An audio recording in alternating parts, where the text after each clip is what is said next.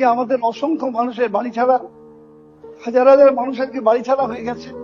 আজকে আমি মুখ্যমন্ত্রীর কাছে অনুরোধ করব, আজকে আপনারা সেই ব্যবস্থা করুন যাতে করে ভরসা ফিরে এসে মানুষরা নিজের বাড়িতে ফিরতে পারে।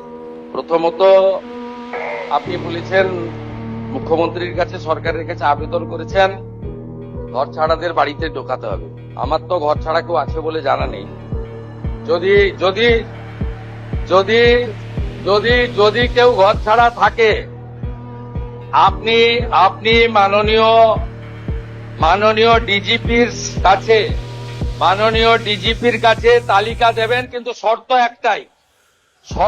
একটাই, ওই ব্যক্তির বিরুদ্ধে 2021 সালে নির্বাচন পরবর্তী সন্ত্রাসের যে 12,500 এফআইআর হয়েছিল তার কোনো অভিযোগ নেই।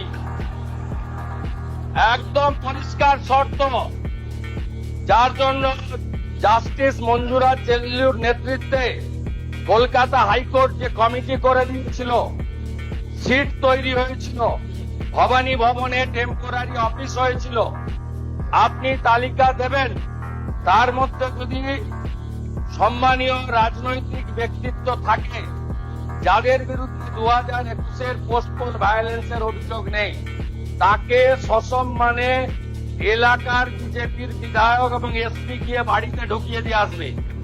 আর যদি 2021-এর পোস্টপোল ভায়োলেন্সের অভিযোগ থাকে, তাকে সরাসরি জেলে যেতে হবে।